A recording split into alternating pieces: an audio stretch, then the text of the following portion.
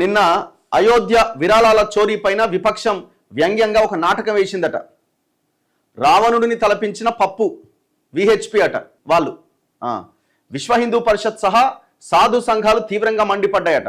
కాషాయ వస్త్రధారణతో నాటకం ప్రదర్శించడాన్ని తప్పుబట్టినాయట. ఈ నిరసన హిందువుల మనోభావాలను, సాధువుల జీవనశైలిని తీవ్రంగా దెబ్బతీసిందని విహెచ్పి అంతర్జాతీయ సంయుక్త ప్రధాన కార్యదర్శి సురేంద్ర జైన్ వ్యాఖ్యానించారు. నిరసనకారులపైన చట్టపరంగా చర్యలు తీసుకోవాలని డిమాండ్ చేశారు. సీతను అపహరించేందుకు సాధువు వేషంలో వచ్చిన రావణుడి మాదిరిగా పప్పు యాదవ్ వ్యవహరించారని దుయ్యబట్టారు. రాహుల్ గాంధీ కాదు, ఎవరో పప్పు యాదవ్, ఆయన ఎంపీ.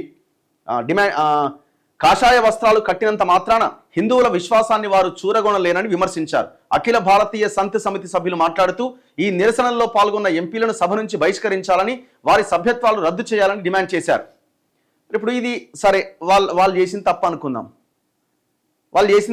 అనుకుందాం. మరి ఈ అయోధ్య విరాళాల చోరీకి సంబంధించిన వ్యవహారం ఏంది? ఎవడో దాంట్లో మొత్తం పంచక తిన్నాడు? ఇంటి దొంగలే కదా మొత్తం అందులో ఉన్నది. అయోధ్య రామాలయము, అయోధ్యలో రాముడి గుడి కట్టాలి అన్న హిందువుల యొక్క మనోభావాలు, అరే గొప్పగా గుడి కట్టిరని అనుకునేంత లోపే ఖతం చేసి పడేసారు కదా. మరి దానికి ఏం సమాధానం చెప్తారు?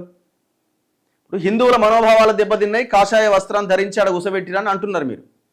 ఓకే, మరి హనుమంతుడి వేషమేయించి ఒక వ్యక్తికి తెలంగాణకి నితిన్ నబీన్ వచ్చినప్పుడు వాహనం ముందు హనుమంతుడిని ఎగిరిచ్చిరు కదా, మరి తప్పు కదా? హిందువుల మనోభావాలు ఇక్కడ దెబ్బతినలేదా?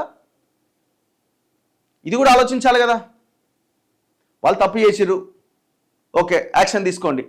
మరి మీరు చేసిన దాని మీద కూడా యాక్షన్ తీసుకోవాలి కదా. నితిన్ నబీన్ తెలంగాణకు వస్తే ఆయన వెహికల్ ముందు ఒక హనుమంతుడి వేషం వేయించి హనుమంతుని ఎగిరిచ్చిరు, పోతరాజుని ఎగిరిచ్చినట్టు ఎగిరిచ్చిరు. పాపం, ఎంత అన్యాయం అది! హిందువుల మనోభావాలు ఎంత భయంకరంగా దెబ్బతిన్నాయి, హనుమంతుడి భక్తులు వాళ్ళు ఎంతగా దెబ్బతిన్నారు.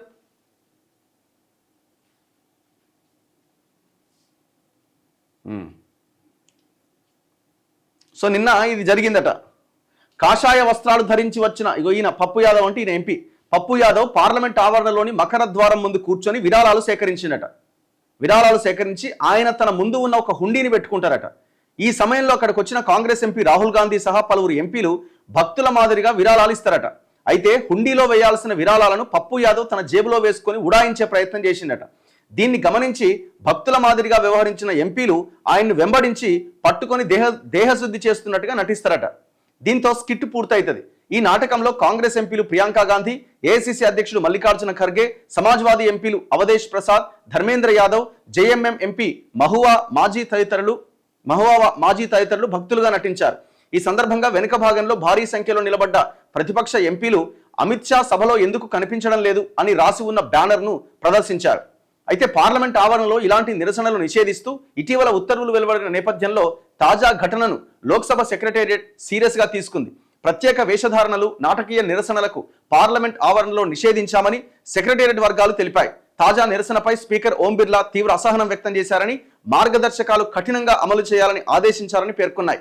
ఎస్పీ ఎంపీ ధర్మేంద్ర యాదవ్ స్పందిస్తూ అయోధ్య విరాళాల చోరీ విషయంపైన ప్రభుత్వం ఇప్పటికైనా స్పందించాలన్న ఉద్దేశంతోనే ఈ నిరసన చేపట్టాం. చోరీ ఘటనలో సీసీటీవీ ఫుటేజ్ని కూడా మాయం చేశారు. దీనిపై పార్లమెంట్లో చర్చ జరగాలని మేము కోరుకుంటున్నాం. విపక్షాల వినూత్న నిరసనపై కేంద్ర మంత్రి గిరిరాజ్ సింగ్ ఆవేదన వ్యక్తం చేశారు. సనాతన ధర్మాన్ని పాటించేవారు, గౌరవించేవారు ఈ నాటకాలు చూస్తూ ఊరుకోరని, తాము క్షమించబోమని ఆయన వ్యాఖ్యానించారు. ఇప్పుడు ఆయన కాషాయ వస్త్రం వేసుకున్న ఆయన అక్కడ పెట్టిర్రు, వాళ్ళని దొంగలుగా చిత్రీకరించారు అని అంటున్నారు.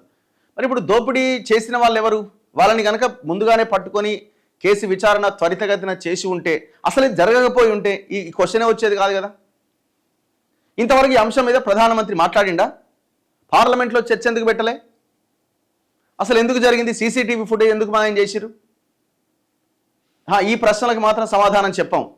అవతలి వాళ్ళు ఏదైనా నిరసన వ్యక్తం చేస్తే దాంట్లో ఏమన్నా మన మనోభావాలు దెబ్బతినే అంశం ఏదైనా ఉంటే కదా దాన్ని పట్టుకోవాలి. అందుకే నేను అడుగుతున్నా కదా, భారతీయ జనతా పార్టీ జాతీయ అధ్యక్షుడి వాహనం ముందు హనుమంతుని ఎట్లా ఎగిరిస్తారు మీరు? హనుమంతుడి వేషం వేసి తప్పు కాదా? ఎక్కడ ఉండాలా దేవుడు?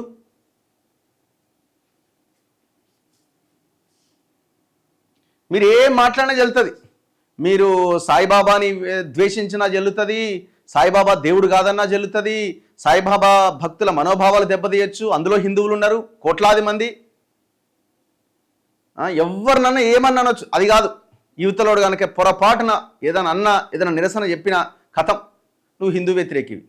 అరే నేను హిందూ ఉన్నాను, రోజు గుడికి పోతారా అని అన్నా, లేదు లేదు లేదు, అవన్నీ కుదిరాయి. నువ్వు మా మీద మాట్లాడుతున్నావు, నువ్వు హిందూ వ్యతిరేకివి అంతే. నేను బొట్టు పెట్టుకున్నారా, ఇప్పుడే గుడికి పోయి వచ్చిండ్రా అంటే పోలే పోలే, నువ్వు అసలు నువ్వు గానే కాదు, ఇక అది బొట్టే కాదంటాడు, మళ్ళీ మాకు కనబడతలేదు అంటాడు. ఈ జెన్జీ యూత్ బయటకు వచ్చి గొడవ చేస్తున్నది కూడా ఇందుకే. ఎంతకాలం మీరు మమ్మల్ని ఇంకా ఈ విద్వేషాల మాటన రెచ్చగొడతారు, మా జీవితాలతో ఆడుకుంటారు. ఈ దేశంలో విద్య లేదు, వైద్యం లేదు, ఉపాధి లేదు. అరే సస్తున్నవరా నాయన అంటే మీరు ఈ ఈ రకమైన పాలిటిక్స్ ఏందని జనం గొడవ చేస్తున్నారు, యూత్ బయటకు వచ్చారు. అందుకే ఆ యూత్ని ఆకట్టుకోవడానికి ఇప్పుడు హాయ్ ఫ్రెండ్స్ అంటుండు. Hi friends. మరి ఇంతమంది ఏమైంది? ఒక్క మాటన మాట్లాడినా ఒకటే వీడియోలు చేస్తుండే ప్రధానమంత్రి. రాత్రి రోజుకో వీడియో వదులుతున్నాడు ఇప్పటికీ, హాయ్ ఫ్రెండ్స్ అని.